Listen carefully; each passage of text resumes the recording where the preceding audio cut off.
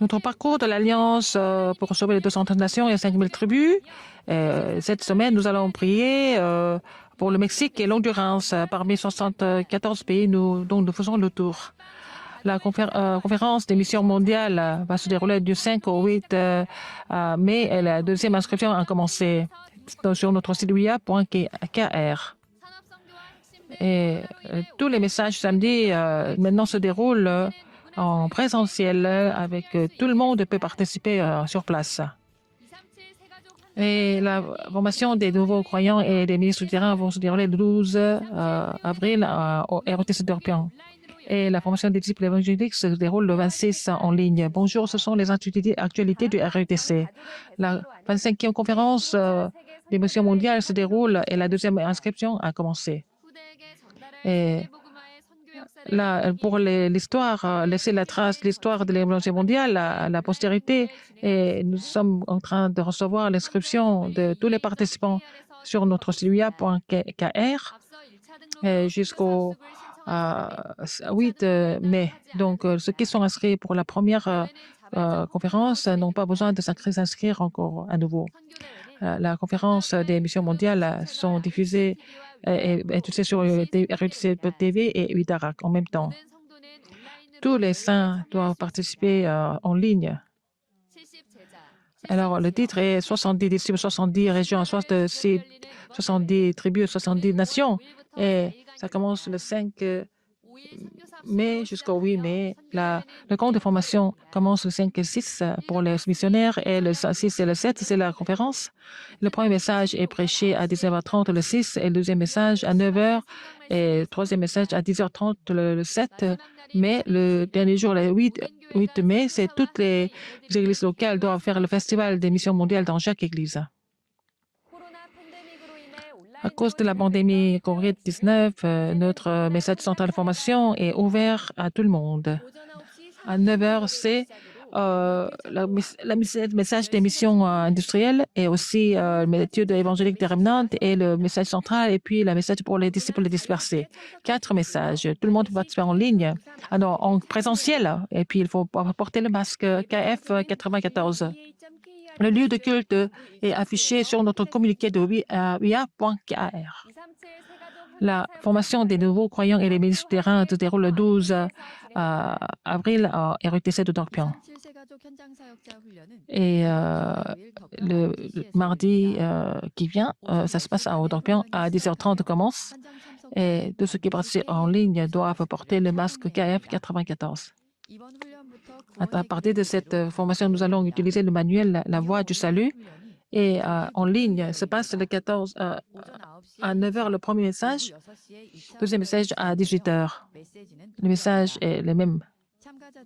Tous les participants doivent choisir l'horaire et vous allez recevoir le lien à travers l'email.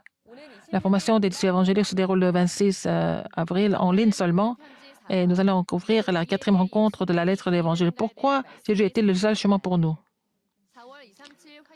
Et ça se passe seulement en ligne. Donc le 26 avril à 10h, le message commence. Et nous sommes en train de recevoir l'inscription sur wia.kr. Donc il y a plus de 1000 disciples qui participent à la formation des disciples évangéliques.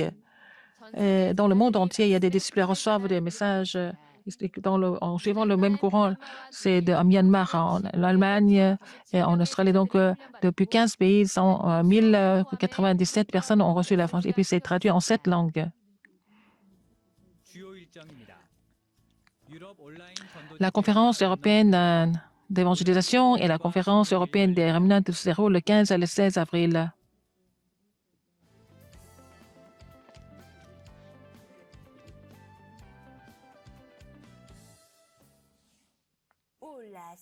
Hola, señorita, bonjour.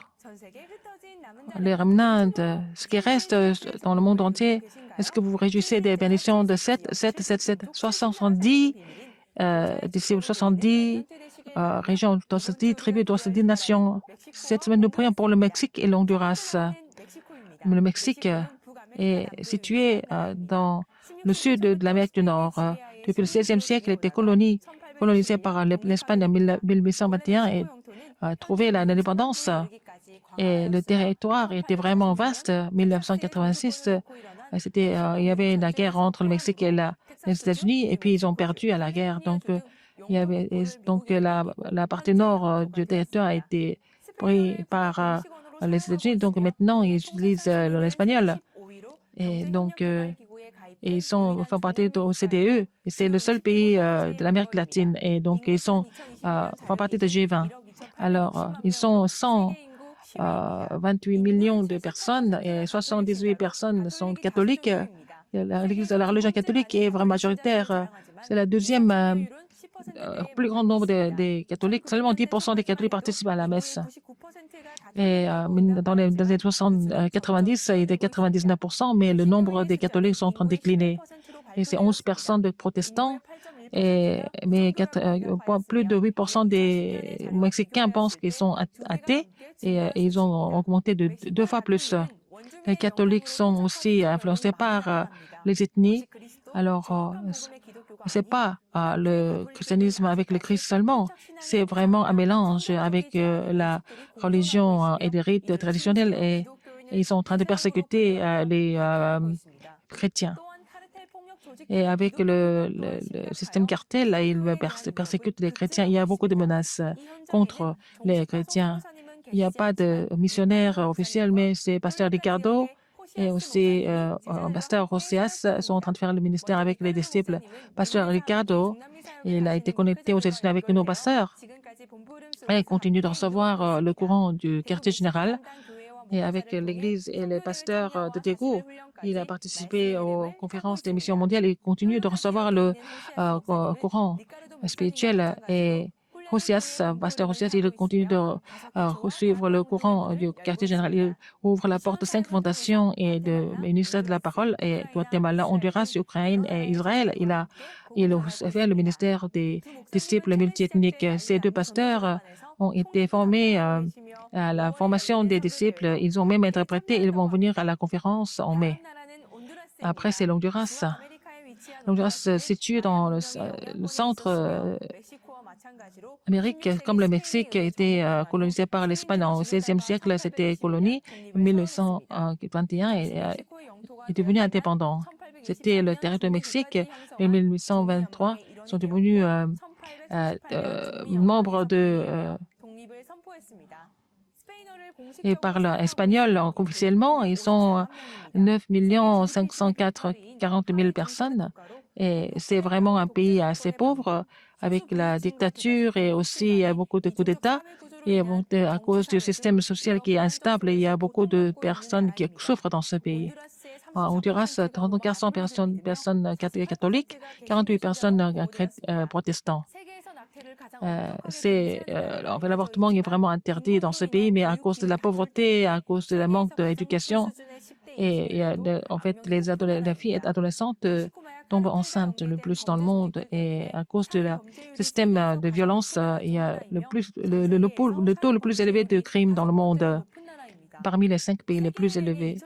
Et la Banque mondiale a fait le rapport que les 40% des adolescents de l'Honduras souffrent de la dépression à cause de la violence et puis ils participent dans le milieu de l'obscurité. Il y a beaucoup de pasteurs de Daegu qui sont impliqués dans le ministère de Honduras. À travers les pasteurs ont établi des remnants et fait le mouvement évangélique. Alors que le ministère de 70 est en moi, donc nous allons nous réjouir de la bénédiction des missions mondiales de 24 heures avec le ministère du trône. Et nous allons prier pour le 213 pays et le Mexique et l'Honduras. Nous allons prier pour ces pays cette semaine. Dans la 25e conférence de la mission mondiale, la deuxième inscription a commencé.